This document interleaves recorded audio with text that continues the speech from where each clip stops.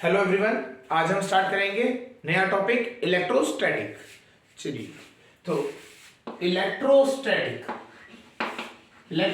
Word जो है हमारा, ये दो वर्ड से मिलकर, अगर आप देखेंगे तो ये दो वर्ड से मिलकर बना है इलेक्ट्रोस्टैटिक।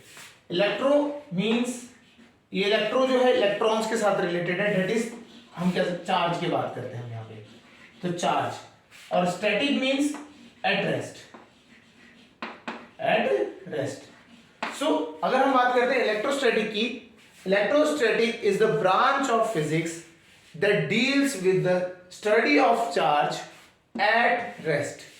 समझ आ रहा होगा? तो इसकी डेफिनेशन क्या है? Electrostatic is the branch of physics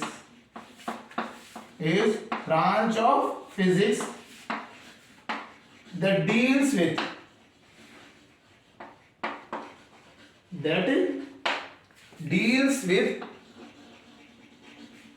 study of charge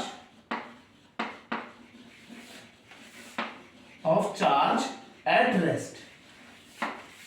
तो चार्ज जब हमारा रेस्ट पे होगा, जब हमारा चार्ज रेस्ट पे होगा, उस वहां तक के कंसेप्ट को अगर हम पढ़ रहे हैं तो वो क्या रहेगा? इलेक्ट्रोस्टैटिक के अंदर आता है। जब तक हमारा चार्ज रेस्ट पे है तो हमारा वो क्या होगा? इलेक्ट्रोस्टैटिक के अंदर आता है।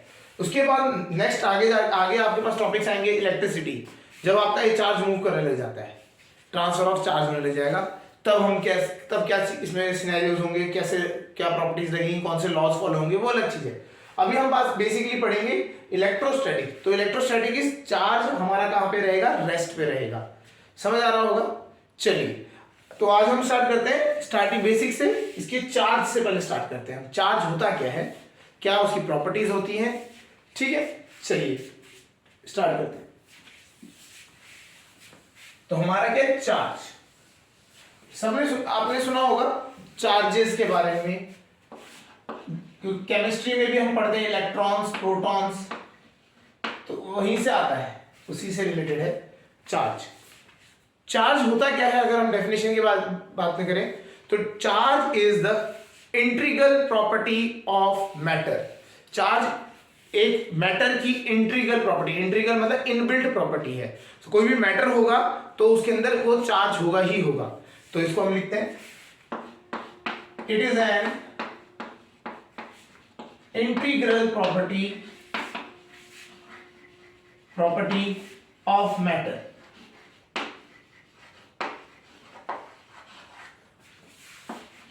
मैटर की इंटीग्रल प्रॉपर्टी है, इनबिल्ट प्रॉपर्टी है। चलो इसको समझते हैं, कैसे समझते हैं।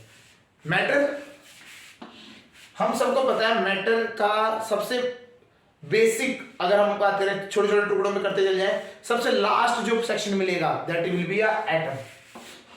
हमने एक स्टेटमेंट पढ़ी है, all matters are made up of atoms. All matters are made up of atoms. तो मैटर किससे बने हुए हैं? एटम से। अब यही एटम सब एटॉमिकल पार्टिकल्स में डिवाइडेड है। अगर हम बात करें सब एटॉमिक पार्टिकल्स कौन कौन से हैं? One is electron, second is proton and third is neutron. ये हम अब तो और भी सब एटॉमिक पार्टिकल्स आ चुके हैं, लेकिन अगर हम बात करें अगर बेसिक की भी बात करें तो इलेक्ट्रॉन, प्रोटॉन एंड न्यूट्रॉन्स होते थे हमारे पास। तो ये जो इलेक्ट्रॉन है, यही वो चार्ज पार्टिकल है। Electrons are negatively charge particles. Electrons are negative charges, यही तो है नेगेटिव चार्ज। जिस चार्ज की हम बात करें तो इलेक्ट्रॉन क्या है? नेगेटिव चार्ज है। इसी तरीके से प्रोटॉन क्या है? ये वो पॉजिटिव चार्ज है। इलेक्ट्रॉन्स तो हो गए नेगेटिव चार्ज, प्रोटॉन्स कौन से हो गए? Positive charge. तो हमारे पास चार्जेस कितने टाइप के हो गए? दो टाइप के चार्जेस होते हैं। One is negative charge that is due two electrons, और पॉजिटिव चार्ज वो किसके वजह से होता है? प्रोटॉन्स की वजह से होता है। तो समझ आ रहा होगा? तो कोई भी मैटर होगा, कोई भी मैटर है, वो एटम्स से बना हुआ है। और एटम्स किससे बने हुए हैं? इलेक्ट्रॉन, प्रोटॉन, न्यूट्रॉन से। न्यूट्रॉन तो चलो न्यूट्रल है आपका, ये इलेक्ट्रॉन नेगेटिव चार्जेस होते हैं, और यही प्रोटॉन्स क्या होते हैं? पॉजिटिव चार्जेस होते हैं। समझ आ रहा होगा? अब अगर हम बात करते हैं एक एटम की बात करें, तो एटम में सेंटर पे न्यूक्लियस होता है, न्यूक्लियस के चारों तरफ इलेक्ट्रॉन रिवॉल्व करते हैं, हमारे को ये पता है। तो प्रोटॉन्स कहाँ होते हैं? हमारे प्रोटॉन्स होते हैं न्यूक्लियस के अंदर, और घूमता कौन है? इलेक्ट्रॉन। और ये भी हमें रहता है कि इलेक्ट्रॉन ही है जो आप एटम्स में शेयर कर सकते हो या ट्रांसफर कर सकते हो। तो जो ट्रांसफर ऑफ चार्ज, जो मूवमेंट ऑफ चार्ज होती है, वो किसकी वजह से होती है? वो खाली इलेक्ट्रॉन्स की वजह से ही होती है। तो हमारा जो चार्ज की हम बात करते हैं, जब ट्रांसफर ऑफ चार्ज की बात करेंगे तो खाली किसकी वजह से होगा? इलेक्ट्रॉन्स की वजह से होगा। प्रोटॉन्स का ट्रांसफर ऑफ चार्ज में कोई रोल नहीं होता है। अगर एक बॉडी से दूसरी बॉडी में चार्ज ट्रांसफर हो रहा है तो किसकी वजह से हो रहा होगा? इलेक्ट्रॉन की वजह से। समझ आया होगा? तो हमारे पास ये समझ आ गया, charge is a integral property of matter. Matter क्यों? मैटर एटम से बने, एटम्स में आपके इलेक्ट्रॉन और प्रोटॉन्स हैं जो कि क्या है? चार्जेस हैं। इलेक्ट्रॉन्स किसने? जे थॉमसन जी ने डिस्कवर किया था, ये आपको पता होना चाहिए। जे थॉमसन का एक मॉडल भी था, एटॉमिक मॉडल, तो उससे भी हमारे को पढ़ाया जाता है, प्लम कोडिंग मॉडल। तो इलेक्ट्रॉन्स ही मेजरली रिस्पॉन्सिबल है यहाँ पे, जो चार्ज के लिए होते हैं, नेगेटिव चार्ज होते हैं इनके पास, एंड यही होता है जो ट्रांसफर ऑफ चार्ज में भी यूज होता है। चलिए नेक्स्ट जो है, आगे पढ़ते हैं हम चार्जेस के टाइप। वो तो दो हो गए, लिख लेते हैं टाइप्स ऑफ चार्जेस।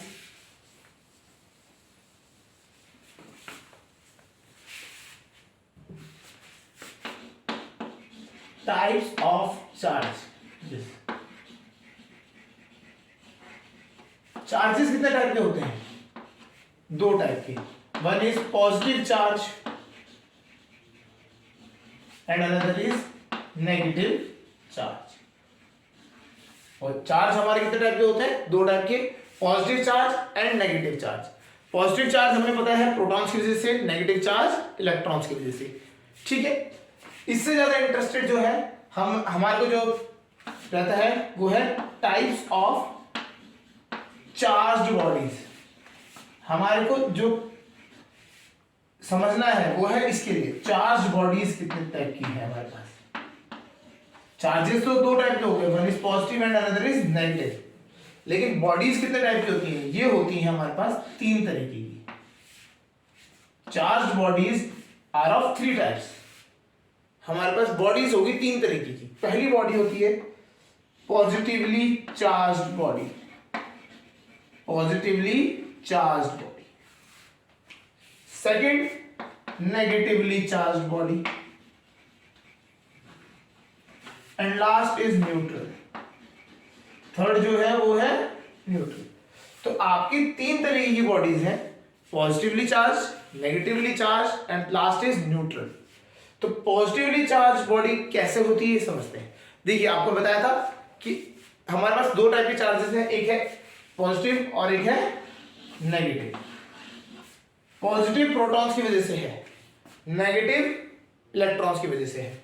जब भी आपके protons equal to number of electrons, अगर आपके प्रोटॉन्स के नंबर इक्वल टू इलेक्ट्रॉन्स के नंबर हो जाएंगे तो body will be neutral in nature. समझ आ रहा होगा? अगर प्रोटॉन्स बढ़ गए और इलेक्ट्रॉन्स कम रह गए, प्रोटॉन्स बढ़ गए इलेक्ट्रॉन्स कम रह गए, तो ये कैसी बॉडी हो जाएगी? Positively charge body. And last, protons घट गए, इलेक्ट्रॉन्स बढ़ गए, तो then it will be a negatively charged body. तो आपकी बॉडी में कैसा चार्ज है? वो पॉजिटिवली चार्ज है, नेगेटिवली चार्ज है या न्यूट्रल है? वो कैसे है? वो depending upon the number of protons and number of electrons. Protons ज्यादा तो पॉजिटिव, इलेक्ट्रॉन्स ज्यादा तो नेगेटिव, दोनों इक्वल तो ये न्यूट्रल रहेगी। समझ आ रहा होगा? क्लियर है? तो ये तीन चीजें आपको पता होनी चाहिए, कौन सी body positively charge, negatively charge और न्यूट्रल क्या क्या होता है। ठीक है, अच्छा एक चीज है, हम थोड़ा सा यहां पे देखते हैं। हमारे एटम्स जो होते हैं वो होते हैं न्यूट्रल। एटम्स न्यूट्रल होते हैं, उसमें number of protons is equal to number of neutrons होता है, इलेक्ट्रॉन्स होता है। बट अगर हम उसमें से इलेक्ट्रॉन्स निकाल दें बाहर, क्योंकि हमारे में इलेक्ट्रॉन्स ही ट्रांसफर होते हैं, तो जैसे वो इलेक्ट्रॉन्स निकालते हैं तो वो क्या होता है, आपका एटम्स पॉजिटिव हो जाता है, बिकॉज उस टाइम पे क्या होता है, नंबर ऑफ प्रोटॉन्स ज्यादा हो जाते हैं नंबर ऑफ इलेक्ट्रॉन्स से। तो नंबर ऑफ प्रोटॉन्स जैसे ज्यादा होंगे तो बॉडी क्या हो जाएगी, पॉजिटिवली चार्ज। ठीक है, तो जैसे एक एग्जांपल में अगर बात करें सोडियम का, अगर हम बात करते हैं सोडियम एटम, सोडियम एटम क्या है, सोडियम एटम के हमारे को पता है आउटर मोस्ट में एक इलेक्ट्रॉन होता है जो कि हम क्या करते हैं, लूज कर देते हैं। जैसे हमने इलेक्ट्रॉन लूज किया तो ये क्या था, यहां पे जितने प्रोटॉन्स थे पहले उतने ही नंबर ऑफ इलेक्ट्रॉन्स भी थे पूरे उसमें, ठीक है, ऑर्बिट्स में। फिर उसके बाद जब ये हुआ, जब हमने इलेक्ट्रॉन बाहर भेज दिया तो क्या हुआ, हमारे पास प्रोटॉन्स तो उतने ही रहे बट इलेक्ट्रॉन्स क्या हो गए, कम हो गए। तो एज अ होल अगर हम पूरी बॉडी को बात करें तो एज अ होल ये पूरी बॉडी जो है ये पॉजिटिवली चार्ज हो गई, ये पूरी की पूरी बॉडी पॉजिटिवली चार्ज हो गई।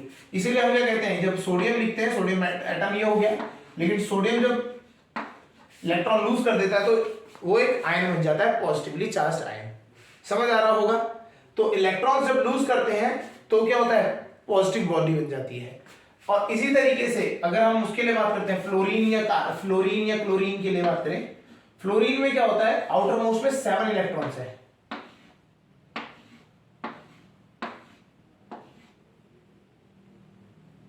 7 इलेक्ट्रॉन्स है। एक इलेक्ट्रॉन और बाहर से हम ले लेते हैं, तो एक इलेक्ट्रॉन जैसे हम फ्लोरीन में लेते हैं तो आउटर मोस्ट में कितने हो गए, आउटर मोस्ट में 8 इलेक्ट्रॉन हो गए, 8 इलेक्ट्रॉन हो गए। बट इलेक्ट्रॉन लेते ही वो क्या हो गया, नेगेटिव हो गया। तो इसलिए क्या, फ्लोरीन का एटम तो न्यूट्रल होता है, लेकिन जब उसमें वो इलेक्ट्रॉन ऐड हो जाता है तो नेगेटिव बन जाता है। तो ये कंसेप्ट समझ आ रहा होगा कि एक बॉडी न्यूट्रल कब होती है, पॉजिटिवली चार्ज कब होती है और नेगेटिवली चार्ज कब होती है। तो ये इस तरीके से आपका चार्ज का कंसेप्ट रहता है, समझ आया होगा। एंड नाउ नेक्स्ट जो टॉपिक है हमारा वो है प्रॉपर्टीज ऑफ चार्ज। ठीक, चलिए नेक्स्ट है हमारा प्रॉपर्टीज ऑफ चार्ज। अब हम चार्ज की प्रॉपर्टीज को पढ़ते हैं कि चार्ज की प्रॉपर्टीज कौन कौन सी हैं। ये इंपॉर्टेंट टॉपिक है, इसे भी एक एक पॉइंट को समझते हैं। तो पहली प्रॉपर्टी के हम बारे में बात करते हैं। फर्स्ट प्रॉपर्टी बहुत बेसिक है, charge is a scalar quantity. Charge is a scalar quantity. तो जो चार्ज है वो देखो, चार्ज हमारा क्या है, इज अ स्केलर क्वांटिटी। हमें आपको पता होगा वेक्टर क्वांटिटी भी होती है हमारे पास, तो ये स्केलर क्वांटिटी में आता है, इसमें डायरेक्शन की कोई रिक्वायरमेंट नहीं है। It requires only magnitude. ऐसा नहीं है चार्ज अगर पॉजिटिव है तो इस डायरेक्शन में होगा, डायरेक्शन नहीं होती है। वो पॉजिटिव और नेगेटिव उसका डायरेक्शन नहीं शो कर रहा है, वो उसका बस आपके इलेक्ट्रॉन्स और प्रोटॉन्स की जो कंसेंट्रेशन है, अमाउंट है, उसको बताता है। ठीक है, सो इसमें क्या है, ये जो प्लस और माइनस साइन जो होता है वो वेक्टर की तरह डायरेक्शन नहीं शो कर रहा है, इसीलिए हम उसको कहते हैं charge is a scalar quantity. पहली प्रॉपर्टी समझ आ गई होगी, charge is a scalar quantity. चलिए नेक्स्ट प्रॉपर्टी,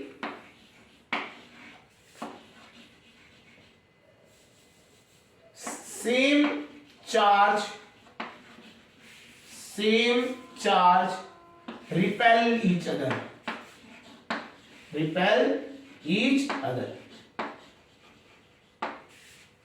समझते हैं क्या है, अगर हमने सेम चार्ज रख दिया दैट मीन्स एक पॉजिटिव चार्ज और एक पॉजिटिव चार्ज, ये दोनों पॉजिटिव रख दिए और नेगेटिव, दोनों के दोनों पॉजिटिव हो जाएं या दोनों के दोनों नेगेटिव हो जाएं, तो ये एक दूसरे को क्या करेंगे, रिपेल करेंगे। मतलब ये उसको इधर को धक्का देगा और ये इसको उधर को धक्का देगा। आप ये सेम चीज नेगेटिव के साथ है, तो same charge repel each other. Same charge जो होते हैं वो एक दूसरे को क्या करेंगे, रिपेल करेंगे। समझ आ रहा होगा। अब अगली property,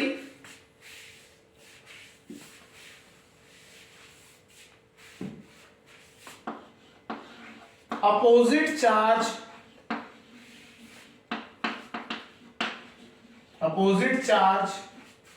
attract each other.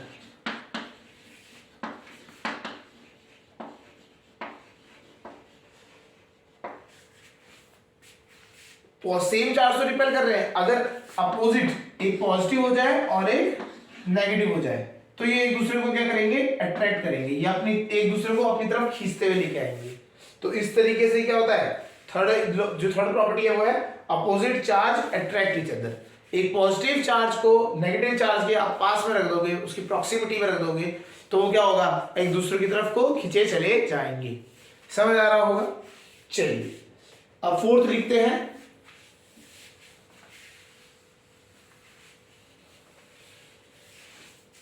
Fourth property, charge is always associated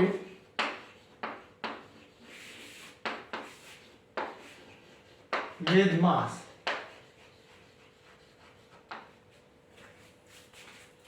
जो चार्ज होता है वो हमेशा मास से एसोसिएटेड होता है। कैसे, आप समझते हैं। हमने आपको बताया था चार्ज बेसिक रिस्पॉन्सिबल किसकी वजह से होता है, इलेक्ट्रॉन्स एंड प्रोटॉन्स की वजह से। तो जो आपका नेगेटिव चार्ज है वो किसने दिया, इलेक्ट्रॉन्स। नेगेटिव चार्ज किसकी वजह से आता है, इलेक्ट्रॉन्स की वजह से। और पॉजिटिव चार्ज किसकी वजह से आता है, ये प्रोटॉन्स की वजह से। ये समझ आया होगा, ठीक है। अच्छा एक चीज है इलेक्ट्रॉन्स का ना, जब इलेक्ट्रॉन्स की अगर हम बात करते हैं तो इलेक्ट्रॉन्स और प्रोटॉन इन दोनों का मास होता है। इलेक्ट्रॉन्स का भी मास होता है, प्रोटॉन्स का भी मास होता है। जब जे थॉमसन ने डिस्कवर किया था इलेक्ट्रॉन तो उन्होंने उसका मास ही बताया था। It was 9.1 × 10⁻³ kg। ये इलेक्ट्रॉन्स का मास है। तो इलेक्ट्रॉन का मास दिया गया है।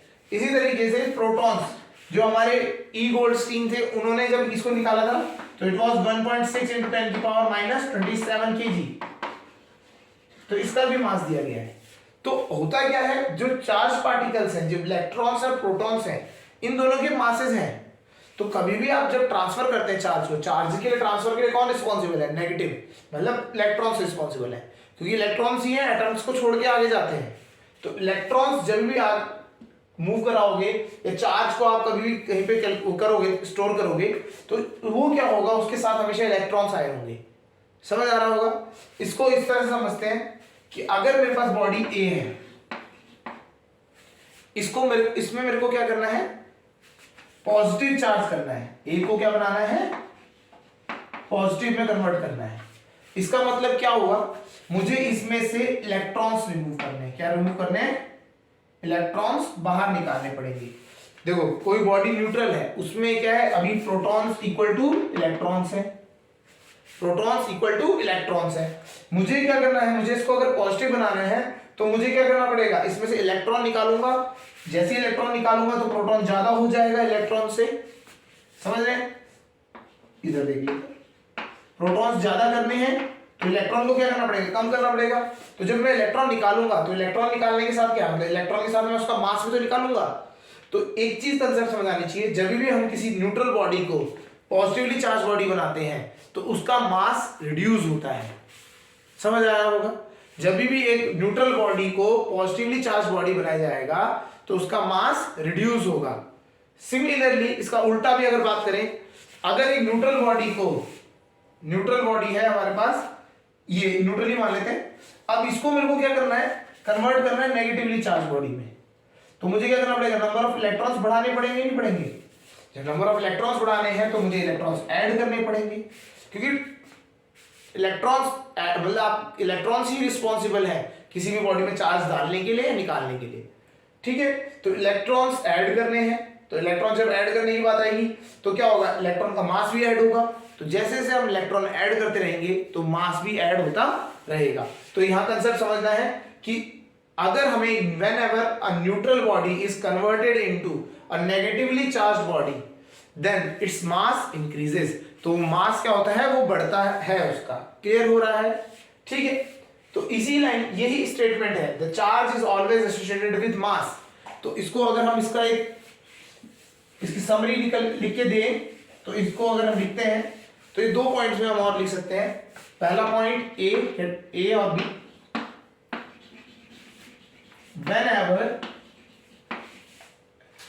a neutral body is converted into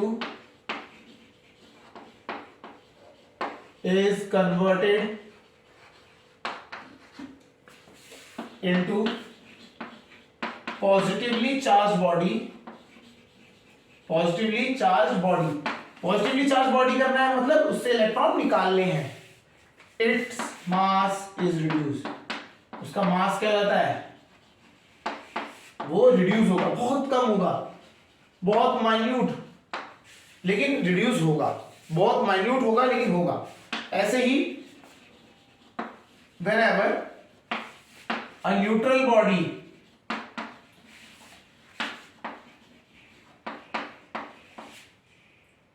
is converted to a negatively charged body, its mass is increased, हल्का सा इंक्रीज होगा लेकिन होगा। समझ आया होगा। इस तरीके से जब भी चार्ज जब चेंज होता है या चार्ज कभी भी ट्रांसफर होगा, it is always associated with mass. ये कंपटीशन में क्वेश्चन आते हैं कि अगर आपने बॉडी को +2 कूलम चार्ज मतलब उससे कन्वर्ट कर दिया माइनस में, तो आपने उसका मास बढ़ेगा या घटेगा, तो आपको उस तरीके से इसमें समझाना है। ठीक है, चलिए अभी इसकी यूनिट भी हम पढ़ते हैं। प्रॉपर्टीज खत्म हो जाए। चलिए नेक्स्ट प्रॉपर्टी क्या है, 5th property, charge is quantized. Charge is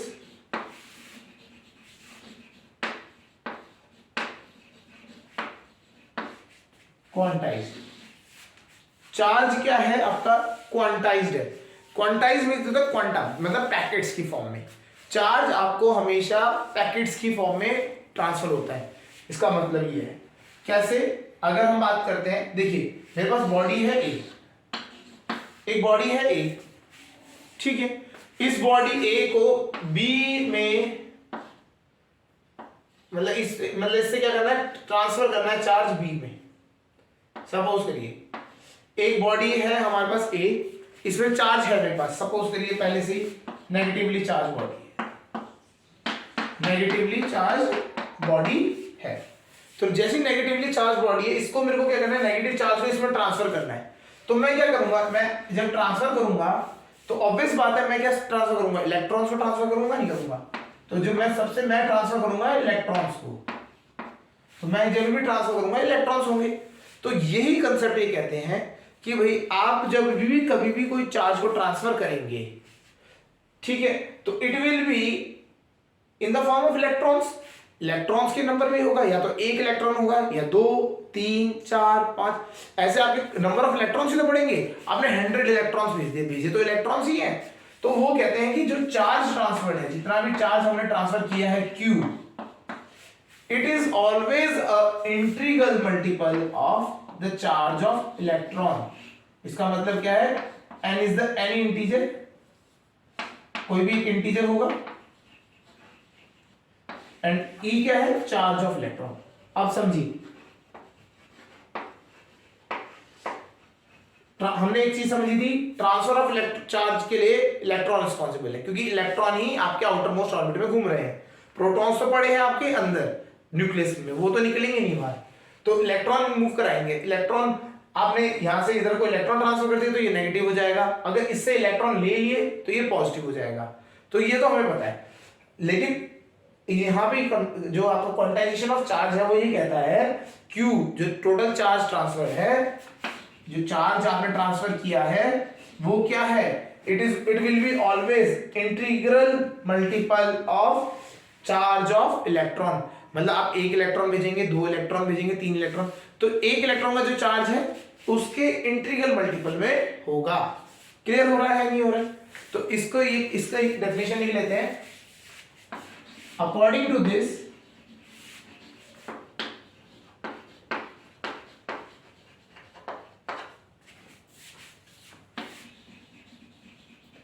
whenever the charge is transferred,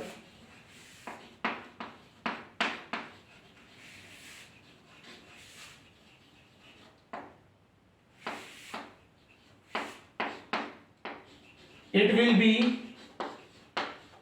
in integral multiple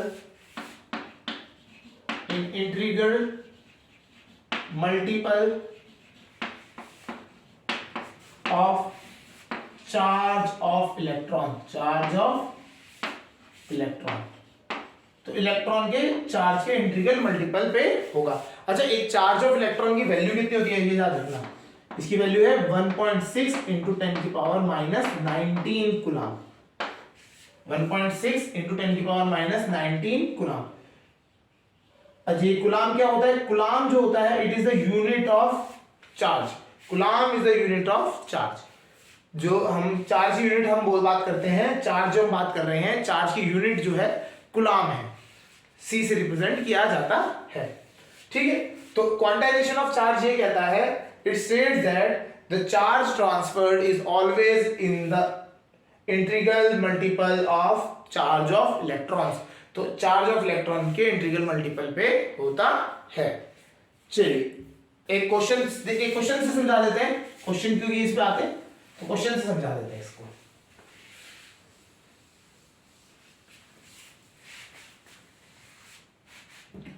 suppose question क्या है?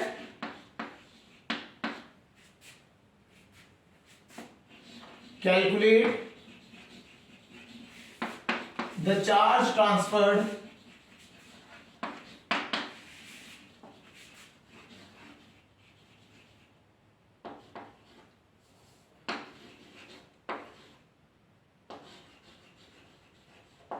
during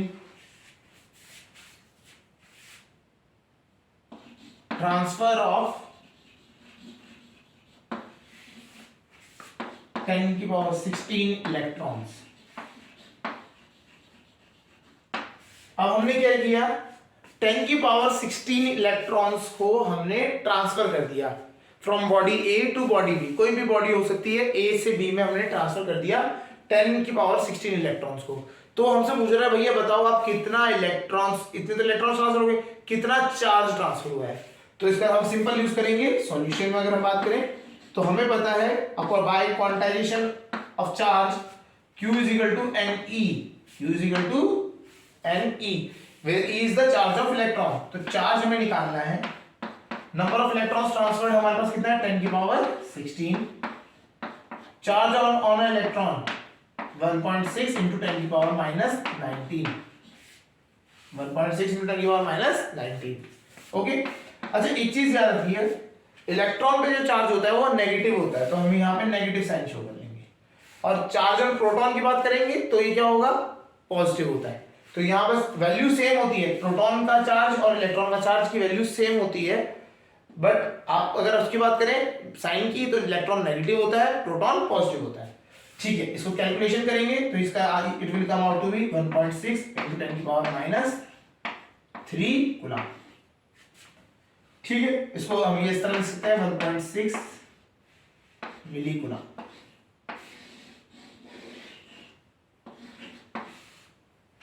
okay.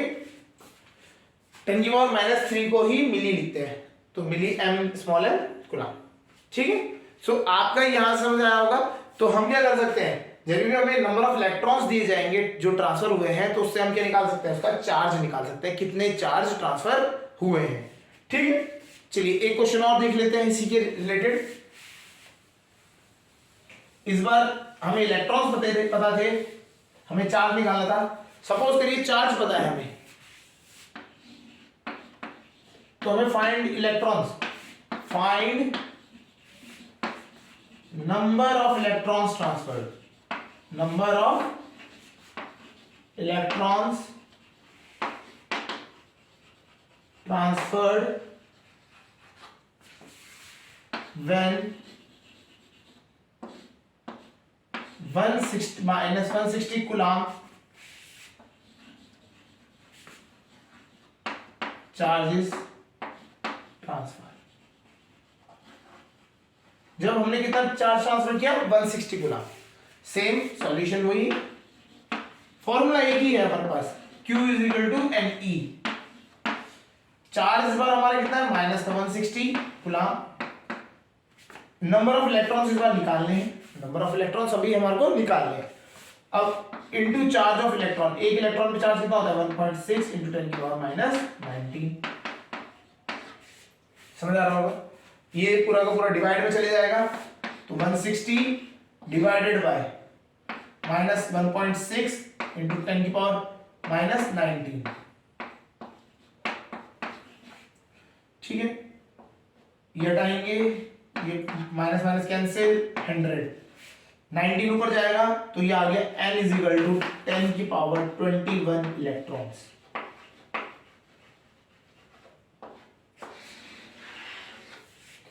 नाइनटीन ऊपर गया और 2 जीरो पहले से थे, तो 19 प्लस 2 21 इलेक्ट्रॉन्स। तो इस तरीके से आपका क्वांटाइजेशन ऑफ चार्ज के ऊपर क्वेश्चंस बनते हैं। तो हमारे को चार्ज दिया होगा, नंबर ऑफ इलेक्ट्रॉन्स निकालने पड़ेंगे, नंबर ऑफ इलेक्ट्रॉन्स दिए होंगे, चार्ज निकालना पड़ेगा। समझ आ गई होगी ये प्रॉपर्टी। चलिए नेक्स्ट प्रॉपर्टी को हम पढ़ते हैं, that is charge is invariant. Charge is invariant.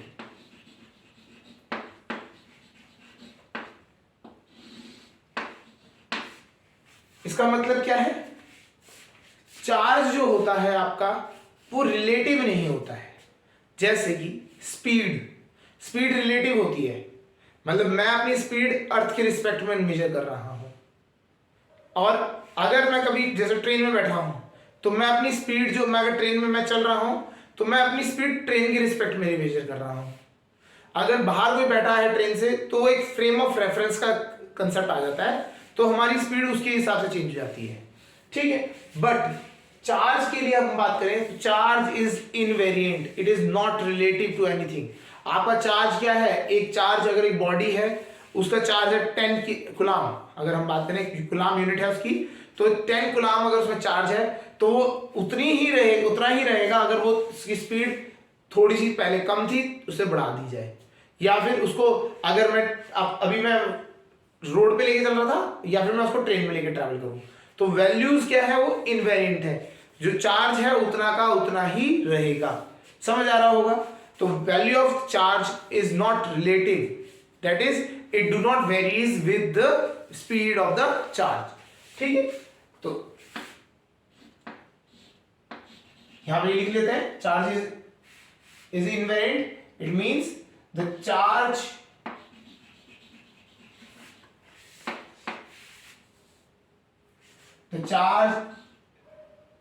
is not relative property.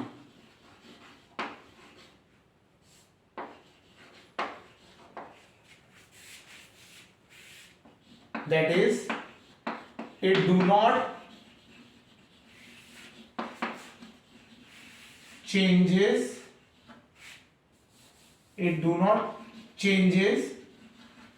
with the speed of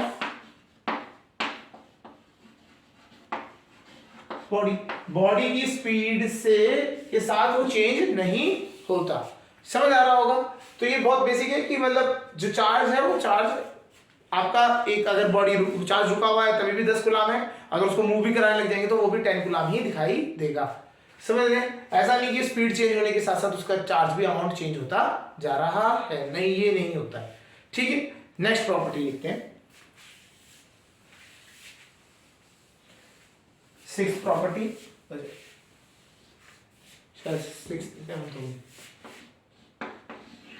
6th वो थी charge is invariant.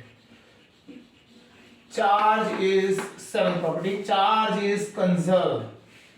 Charge is conserve. Next property है that is charge is conserve. Conservation of charge हम बात करते हैं इसको। charge can neither be created nor be destroyed. It can only be transferred from one body to another in an isolated system. इसकी definition लिख लेते हैं. A charge can neither be created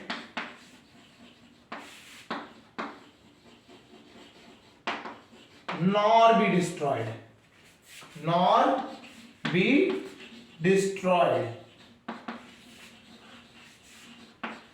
But can only be transferred from one body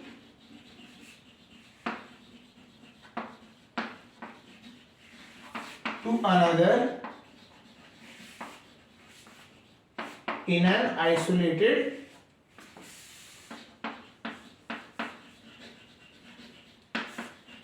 system. Isolated मतलब क्या हो रहा है कि आपका जो चार्ज, आप जैसे एक आइसोलेटेड सिस्टम होता है जिसमें आप एनर्जी और मास ये दोनों ट्रांसफर नहीं हो सकते बाहर उससे, तो ऐसे सिस्टम में ही आपका ये लॉ एप्लीकेबल होता है.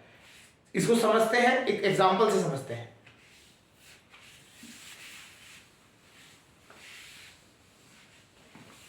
चार्जेस को देखिए, सपोज करिए मैंने एक बॉक्स लिया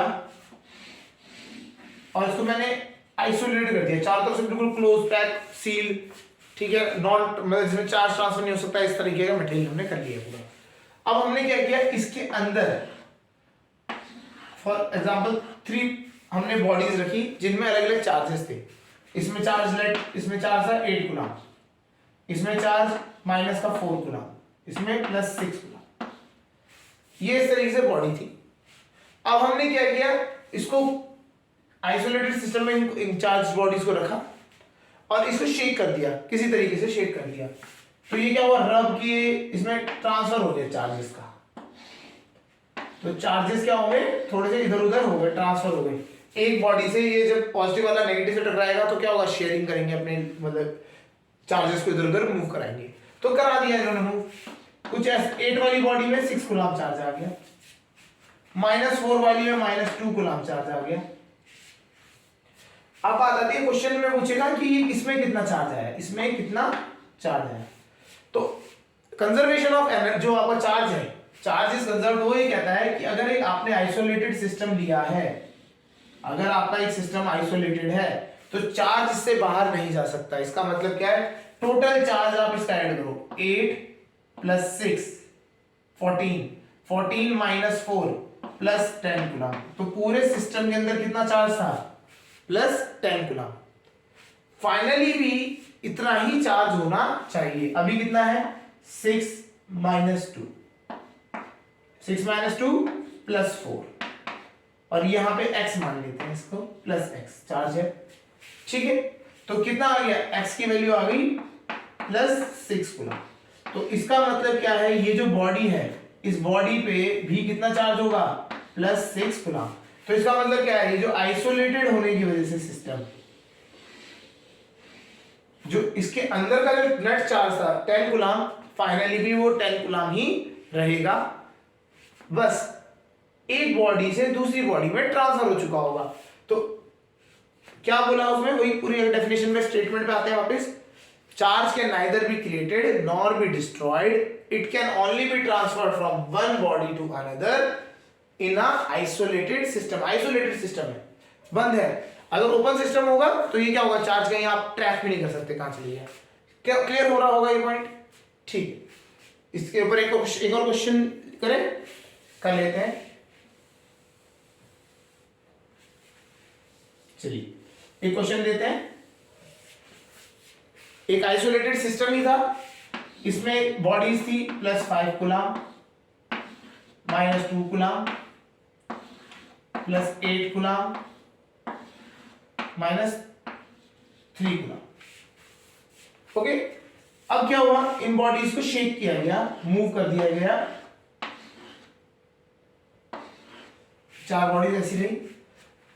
5 वाली बॉडी हमारी अब होगी 6 कूलम, या इसमें भी बढ़ गया, इसमें -4 कूलम हो गया, प्लस 2 गुलाम, 3 वाली बॉडी में आपको बताना है कितना हो गया।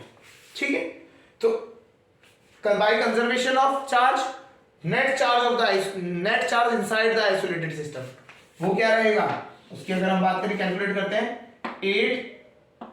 5 प्लस 8, अब 13 में से आपने क्या किया 5 माइनस कर दिया, तो ये वापस 8 गुलाम बन गया। तो टोटल कितना है आपका 8 गुलाम। एंड नाउ इसमें अगर आप आते हैं तो यहां पे देखेंगे 6 प्लस 2 8 माइनस 4 प्लस का 4 गुलाम प्लस x, तो x जो है अब कितना आ रहा है, इसको सॉल्व करेंगे आप इधर लेके आएंगे तो ये 4 गुलाम, तो प्लस का 4 गुलाम चार्ज आपका लास्ट वाली बॉडी में आ जाएगा। समझ आ रहा होगा, इसी तरीके से कंजर्वेशन ऑफ चार्ज आपका होता है। ठीक है, नेक्स्ट प्रॉपर्टी पे आप आते हैं ऑफ चार्ज।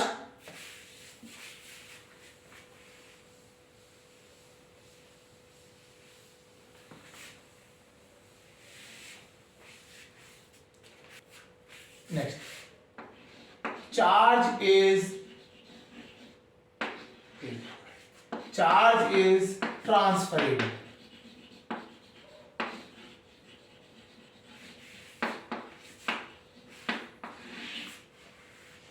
ये प्रॉपर्टी क्या है, ये सिंपल कहता है कि आपका जो चार्ज है, जिसे हमने कंजर्वेशन ऑफ चार्ज में बात करी थी, ये एक बॉडी से दूसरी बॉडी में ट्रांसफर हो सकता है।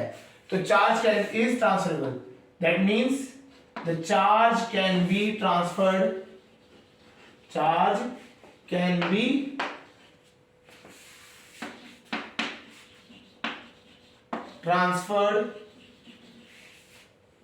from one body to another, एक बॉडी से दूसरी बॉडी में चार्ज को ट्रांसफर किया जा सकता है। तो इसको ही, यही प्रॉपर्टी है हमारी, चार्ज इज ट्रांसफरेबल, वो एक बॉडी से दूसरी बॉडी में ट्रांसफर किया जा सकता है। तो मेथड्स की बात अगर हम करें यहां पे कि किन मेथड्स के थ्रू किया जा सकता है, तो there are 3 methods.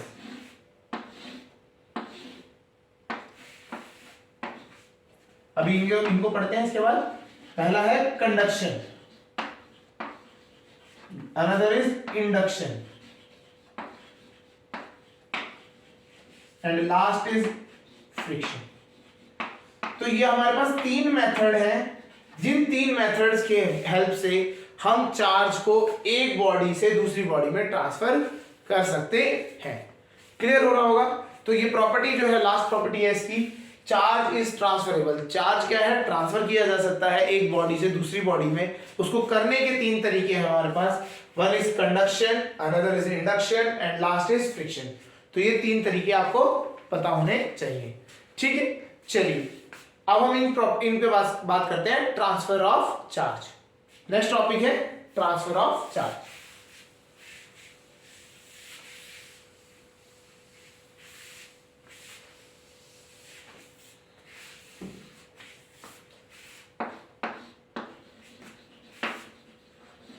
Transfer of charge, हमने वही बात करी, चार्ज को ट्रांसफर करने के 3 तरीके हैं।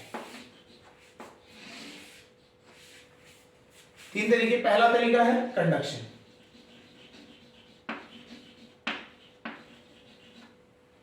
Next induction and last is by friction.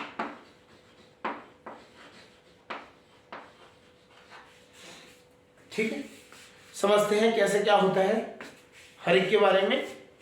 तो पहले बेसिक कंसेप्ट समझ लेते हैं क्या क्या होता है इनमें, फिर इनके बारे में आगे समझते हैं।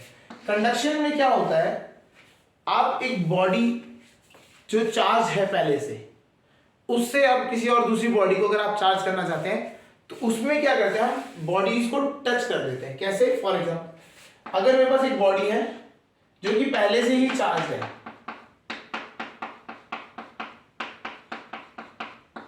ये पहली बॉडी है जो मेरे पास पहले से ही चार्ज है, और मेरे पास एक दूसरी बॉडी है न्यूट्रल है जिसको मुझे चार्ज करना है। तो मैं क्या करूंगा, इन दोनों को कनेक्ट कर दूंगा। इन बॉडीज को कनेक्ट कर दूंगा। कनेक्ट कर दूं या टच कर दूं एक ही है। आप इन दोनों को क्या करेंगे, टच कर देंगे, एक दूसरे से कनेक्ट कर दिया तो होगा क्या, यहां से चार्ज इनमें ट्रांसफर होने लग जाएगा depending upon their potential.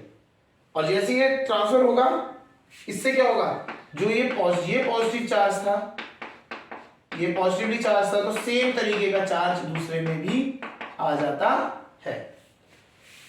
Clear हो रहा होगा।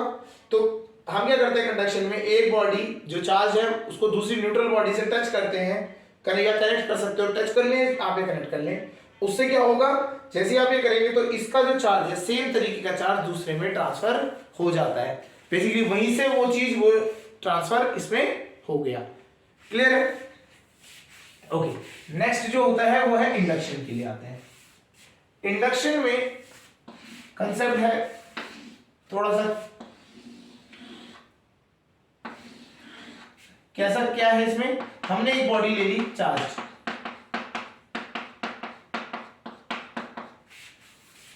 ओके, इसको मेरे को अगर ट्रांसफर करना है चार्ज पे, अब मैं क्या करूंगा, इनको ना कनेक्ट नहीं करूंगा लेकिन बहुत क्लोजली, बिल्कुल बहुत पास लाके रख दूंगा। इसको कनेक्ट नहीं किया है, टच नहीं करना है, बट बहुत पास लाके रख देंगे हम। जब हम कोई भी दूसरी चार्ज बॉडीज को, जैसे ये चार्ज है, इसको हम बहुत पास लेके आ जाते हैं, हमें एक प्रॉपर्टी पता है, opposite charge attract each other and same charge repel each other. तो क्या होगा, ये पॉजिटिव वाला आप इसकी न्यूट्रल में, न्यूट्रल मतलब क्या है, उसमें इलेक्ट्रॉन्स और प्रोटॉन दोनों है, लेकिन क्या करेगा ये, इसको यहां से क्या करेगा, ये पॉजिटिव वाली बॉडी खाली इलेक्ट्रॉन नेगेटिव वाले को अपनी तरफ खींच लेगा और पॉजिटिव वाले को रिपेल कर देगा। समझ रहे होंगे कि जो भी आपके पास जो चार्ज बॉडी होगी सॉरी, चार्ज बॉडी में, उसमें से आप क्या करोगे, उसमें से ये पॉजिटिव, जैसे पॉजिटिव चार्ज है तो उसने क्या किया, नेगेटिव वाले को अपनी तरफ खींच लिया, पॉजिटिव वाले को रिपेल कर दिया। अगर यह नेगेटिव होती तो नेगेटिव क्या करती, पॉजिटिव को अपनी तरफ खींचती, नेगेटिव को रिपेल कर देती। तो इस तरीके से जब ये करता है तो ये तो क्या, इससे बॉन्ड हो गए, ये से अट्रैक्शन फोर्स से चिपके, मतलब चिपकने की कोशिश कर रहे हैं साइड को, बट वो क्या रिपेल करके भागना चाहते हैं, तो हम भागने के लिए हेल्प कर देते हैं उनकी, अर्थिंग करके क्या कर देते हैं, अर्थिंग लगा देते हैं। तो जैसे ही अर्थिंग लगेगी तो ये पॉजिटिव वाले इससे अर्थिंग में रिमूव हो जाएंगे, और रिमूव होने के बाद जब आप इसको वापस रखेंगे तो ये क्या होगा, ये it will B negatively charge, but जो हमारे पास कौन सी थी, वो थी पॉजिटिवली चार्ज। तो इंडक्शन में क्या होता है, जैसे कंडक्शन में था, जो ये चार्ज फर्स्ट बॉडी में होता है वही चार्ज सेकंड बॉडी में ट्रांसफर होगा, बट इंडक्शन में जो चार्ज फर्स्ट बॉडी में था वो उसका अपोजिट चार्ज दूसरी बॉडी पे ट्रांसफर होता है। तो इंडक्शन में क्या होता है, जो आपका फर्स्ट बॉडी से चार्ज जो है दूसरी बॉडी पे जो ट्रांसफर हो रहा है वो सेम नहीं होता है, वो अपोजिट चार्ज होता है, प्लस वाला नेगेटिव करेगा, नेगेटिव वाला प्लस करेगा। ओके, क्लियर हो रहा होगा। एंड लास्ट जो है वो है फ्रिक्शन। ये हमने सब बचपन में करते हैं, स्केल लेते हैं हम, स्केल को अपने हेड पे अगर हम सर पे घिसते हैं और घिसने के बाद पेपर्स में अगर हम पेपर के जो बिट्स होते हैं उनको अगर देखें वो चिपकने लग जाते हैं, या बैलून के साथ हम करते हैं ये चीज। तो ये वही है, हम क्या करते हैं फ्रिक्शन में क्या करते हैं, दो बॉडीज को रब करते हैं। जब ये दो बॉडीज को हम रब करते हैं तो ये जो रबिंग से क्या होता है, कुछ चार्ज इनमें एक दूसरे में एक्सचेंज हो जाता है। तो जब चार्ज एक्सचेंज हो जाता है तो एक तो बॉडी होती है वो होती है पॉजिटिवली चार्ज हो जाती है, दूसरी बॉडी क्या हो जाएगी, नेगेटिवली चार्ज। तो इसमें भी क्या होता है, इसमें अपोजिट चार्ज ट्रांसफर होता है, लेकिन ये क्या होता है, रब करके आपको जब करेंगे तो ये अलग अलग दो बॉडीज आपको मिल जाएंगी।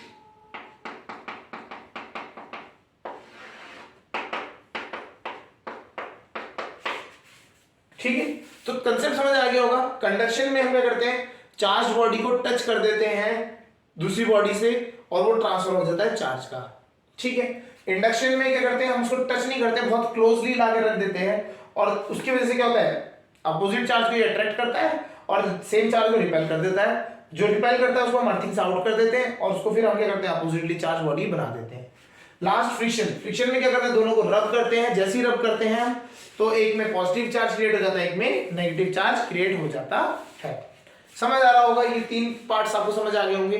तो अब फीचर समझते हैं कंडक्शन के, एक एक करके इनके फीचर समझते हैं। कंडक्शन में क्या है, पहली चीज समझने की बात है, सेम चार्ज जो आपका होता है, same charge is transferred, same type of charge is transferred. ये पॉजिटिव होगा तो ये पॉजिटिव होगा। इंडक्शन में opposite type of charge is transferred, ये प्लस है तो वो नेगेटिव है। फ्रिक्शन में अपोजिट चार्ज आर ट्रांसफर्ड, एक पॉजिटिव है तो दूसरा नेगेटिव है। सेकंड क्या होता है इसमें, जो चार्जिंग बॉडी है, दिस इज चार्जिंग बॉडी, तो चार्जिंग बॉडी से चार्ज क्या हो जाता है, उसमें ट्रांसफर हो जाता है। तो इसका मतलब क्या है, चार्जिंग बॉडी में चार्ज क्या होता है, थोड़ा फ्लक्चुएट करेगा, ऊपर नीचे होगा, हाँ है ना। तो charge is transferred from the charging body, charging body से क्या होता है, बिल्कुल चार्ज ट्रांसफर होता है। इसमें क्या होता है, चार्जिंग बॉडी का कोई टच ही नहीं हुआ, रोल ही नहीं आया इसमें, तो चार्जिंग बॉडी का जो चार्ज होता है इट इज नॉट ट्रांसफर्ड, ये वाला चार्ज जो है वहीं पे प्रिजर्व रहता है। फ्रिक्शन में क्या होता है, ट्रांसफर होता है, तो फ्रिक्शन में भी चार्ज क्या हो जाता है, चार्जिंग बॉडी से ट्रांसफर हो जाता है। ठीक है, तो फ्रिक्शन में क्या होता है, दोनों बॉडी स्टार्टिंग में न्यूट्रल होती हैं, अगर हम बात करें तो दोनों न्यूट्रल होती हैं। आफ्टर दैट वो दोनों रबिंग करने के बाद जब हम रब करेंगे तो क्या होगा, वो पॉजिटिव नेगेटिव बनता है। ठीक है, तो आपको ये समझ आ रहा होगा, कंडक्शन में जो चार्ज ट्रांसफर होता है वो आपका किस पे डिपेंड करता है, वो डिपेंड करता है इनके पोटेंशियल पे डिपेंड करता है। ये दोनों पे आप या ये आगे पढ़ेंगे, ये क्या करता है, पोटेंशियल पे डिपेंड करता है कि दोनों का पोटेंशियल कितना है। ठीक है, इंडक्शन में सेम चार्ज ट्रांसफर होता है, amount of charge transfer same होता है।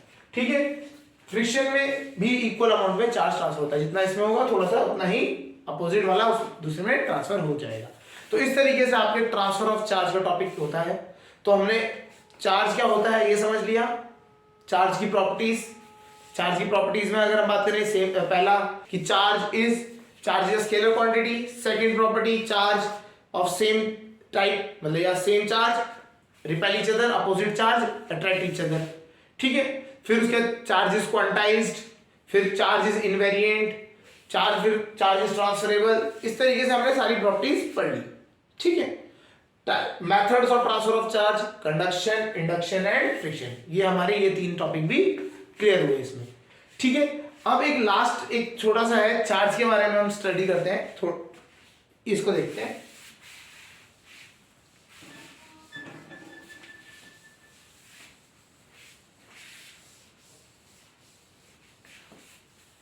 चलिए चार्ज के बारे में। अच्छा, चार्ज अगर हम बात करते हैं, तीन केसेस में हम बात करेंगे। जब हम इलेक्ट्रोस्टैटिक की स्टार्टिंग में डेफिनेशन बात कर रहे थे तो हमने बात करी थी इलेक्ट्रोस्टैटिक क्या होता है, चार्ज एट रेस्ट होता है। इलेक्ट्रोस्टैटिक में हम किसको पढ़ेंगे, चार्ज एट रेस्ट। तो हम बात करते हैं अगर चार्ज को हमने रेस्ट में रखा तो क्या इफेक्ट्स क्रिएट करता है। जब भी चार्ज को हम इफेक्ट अगर हम बात करते हैं रेस्ट पे रखते हैं तो चार्ज क्या करता है, इट क्रिएट्स इलेक्ट्रिक फील्ड। आसपास क्या करता है, ये इलेक्ट्रिक फील्ड क्रिएट करता है अपने आसपास। ये क्या करता है, एक इलेक्ट्रिक फील्ड क्रिएट करता है। जब भी चार्ज रेस्ट पे होगा तो हमारे हमेशा अपने आसपास क्या करेगा, एक इलेक्ट्रिक फील्ड क्रिएट करेगा, जिसको हम बाद में भी पढ़ेंगे, कूलॉम्स लॉ और ये सब इंक्लूड करके तब हम बात करेंगे। तो ये यहां से कंसेप्ट समझ आना चाहिए। तो चार्ज एट रेस्ट जब होगा तो क्या करेगा, वो इलेक्ट्रिक फील्ड क्रिएट करेगा। ठीक है, सेकंड जो केस होता है वो होता है charge moving with constant velocity. Charge moving with constant velocity, जब चार्ज कांस्टेंट वेलोसिटी से मूव करेगा। अब चार्ज है, इसको हमने क्या कर दिया, कांस्टेंट वेलोसिटी से मूव कराया। जब भी चार्ज कांस्टेंट वेलोसिटी से मूव करता है इट क्रिएट्स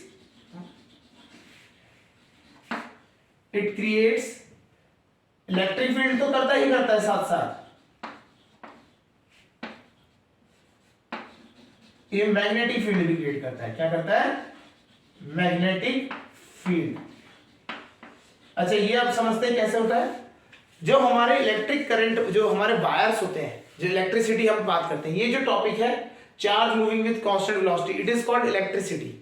तो चार्ज जब इलेक्ट्रिसिटी मतलब आपका जो कंडक्टर होता है, उस कंडक्टर में एक कांस्टेंट वेलोसिटी से मूव करता है, ठीक है, हम ये मानते हैं कि उसमें वो कांस्टेंट वेलोसिटी से मूव कर रहा है। तो कांस्टेंट वेलोसिटी से जब मूव करता है तो वो क्या करता है, इलेक्ट्रिक एंड मैग्नेटिक फील्ड दोनों की दोनों क्रिएट करता है। तो आप मूविंग, एक आप समझ सकते हैं, चार्ज है तो इलेक्ट्रिक फील्ड होनी ही होनी है, बट जैसे अगर वो मूव करने लग जाए कांस्टेंट वेलोसिटी से, जैसे करंट कैरिंग वायर के आसपास आप कंपास रखते हैं, तो कंपास में क्या होता है, डिफ्लेक्शन आने लग जाएगा, क्योंकि वो क्या है, वायर में मैग्नेटिक फील्ड क्रिएट हो गई है। समझ आ गया? तो charge moving with constant velocity creates electric field and magnetic field. Last वाला accelerating charge, accelerating charge last क्या है, एक्सेलरेटिंग चार्ज के बारे में बात करते हैं। अब चार्ज क्या कर रहा है, वेलोसिटी से नहीं मूव कर रहा है, वो क्या कर रहा है, एक एक्सेलरेशन से मूव कर रहा है, एक्सेलरेट कर रहा है। तो जब एक्सेलरेट करता है it creates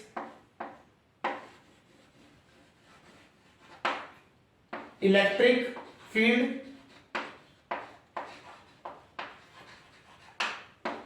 magnetic field, electric field, magnetic field and radiation. Radiations भी क्रिएट करता है, इलेक्ट्रोमैग्नेटिक वेव्स के अगर हम आगे जाएंगे। तो जब चार्ज क्या है, एक एक्सेलरेशन से मूव कर रहा है, तो वो क्या करता है, रेडिएट करने लग जाता है एनर्जी, ठीक है, रेडिएट करने लग जाता है एनर्जी। तो हमारे को ये समझना चाहिए, ये तीन ब्रांचेस बन जाती हैं इसके वजह से। This part is known as electrostatics, this part is electricity, जो आपका यहाँ पे, यहाँ तक क्या होता है आपका, यहाँ पे आप बात करेंगे चार्ज रेस्ट पे है, उसकी इलेक्ट्रिक फील्ड बन रही है, इलेक्ट्रिक पोटेंशियल बन रहा है, उसके बारे में। यहाँ पे आप बात करेंगे इलेक्ट्रिक करंट के बारे में, करंट मूव कर रहा है, ठीक है, उसके रिलेटेड जो आपकी मैग्नेटिक फील्ड्स बन रही हैं, तो वायर में एक करंट फ्लोइंग वायर में करंट मैग्नेटिक फील्ड कितनी बन रही है, उसके बारे में बात करेंगे। जब एक्सेलरेटिंग चार्ज हो जाता है तो इसमें आप क्या करते हैं, रेडिएशंस की बात करते हैं, अमाउंट ऑफ एनर्जी रेडिएटेड, किस तरीके से क्या एनर्जी और इलेक्ट्रिक फील्ड और मैग्नेटिक फील्ड किस तरीके से वेव्स बना रहे हैं, तो ये सब इसमें एक्सेलरेशंस में आ जाता है आगे, ठीक है। तो ये आपको पूरी, अगर हम बात करें 12th बेस में करते हैं, तो 12th में ये तीनों चीजें आपको अलग अलग टॉपिक्स में पढ़ना पड़ता है, ठीक है। ये आपको पूरा क्लियर होगा कि चार्ज अगर रेस्ट पे है तो हमारा क्या कंडीशंस रहेंगी, it creates electric field, only electric field. जब charge moving at constant velocity it creates electric as well as magnetic field, and जो लास्ट है it creates electric field, magnetic field and radiations and radiate energy in the form of radiations, ठीक है। तो ये तीन चीजें होती हैं। तो हमारा आज हमने चार्ज का पूरा कंसेप्ट क्लियर कर लिया, समझ लिया सही से, एंड ये चार्ज के हमने समझ लिया कि ब्रांचेस कौन कौन सी कैसे क्रिएट होती है चार्ज के मूवमेंट के हिसाब से। अगर चार्ज रेस्ट पे है, वेलोसिटी पे है और एक्सेलरेटिंग है तो किस तरीके से होगा, ठीक है। चलिए